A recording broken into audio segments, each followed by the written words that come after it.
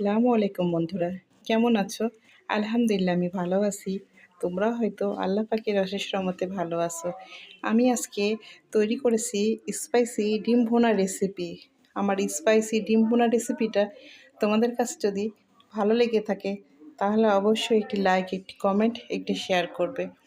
আর আমার এই রেসিপিটা যে যেখান থেকে দেখছো তাদেরকে অসংখ্য অসংখ্য ধন্যবাদ।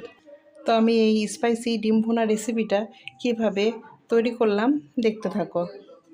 আজকে তৈরি করব স্পাইসি ডিম ভুনা রেসিপি।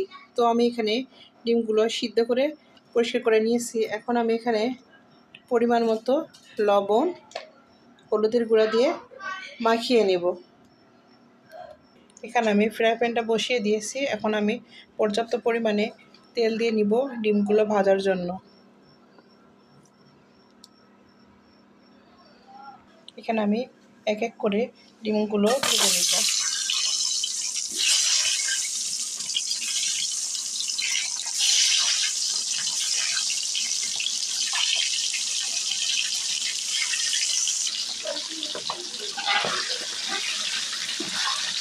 এইভাবে ডিমগুলো ব্রাউন কালার করে ভেজে নেব। আমি এখানে যে তেলের মধ্যে ডিমগুলো ভেজে নিয়েছিলাম, এখন এখানে কিছু আমি পেঁয়াজ কুচি দিয়ে নিচ্ছি। এখানে আমার পেঁয়াজটা ব্রাউন কালার হয়ে আসছে। আমি এখানে এখন একটু পানি দিয়ে নেব।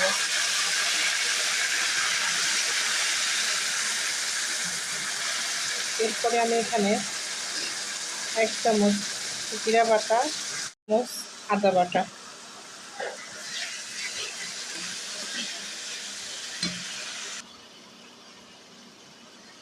এখানে এখন আমি একটি এলাচ, একটি দারচিনি, 2টি তেজপাতা দিয়ে আরও কিছুক্ষণ কষিয়ে নেব।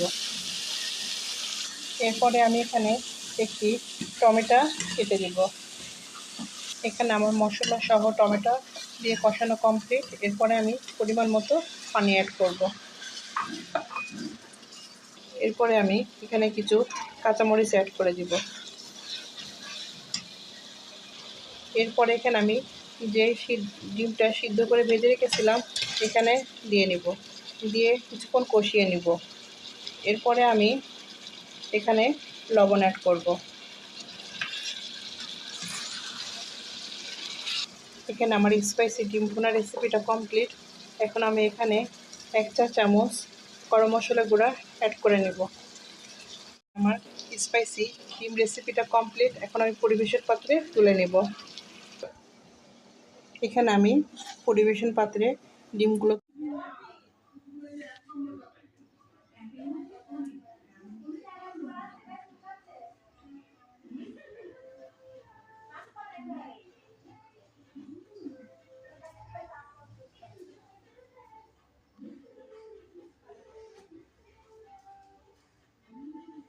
আমার স্পাইসি ডিম ভুনা রেসিপিটা কমপ্লিট।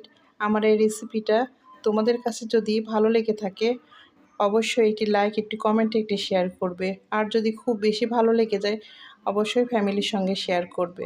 আর আমার এই রেসিপিটা যে যেখান থেকে দেখছো তাদেরকে অসংখ্য অসংখ্য ধন্যবাদ। অনেক ভালোবাসা রইল তোমাদের জন্য। ডিম ভুনা রেসিপিটা সবাই তৈরি করতে পারে। তো আমি ডিম ভুনা রেসিপিটা যেভাবে তৈরি করি সেভাবে তোমাদের মাঝে শেয়ার করলাম।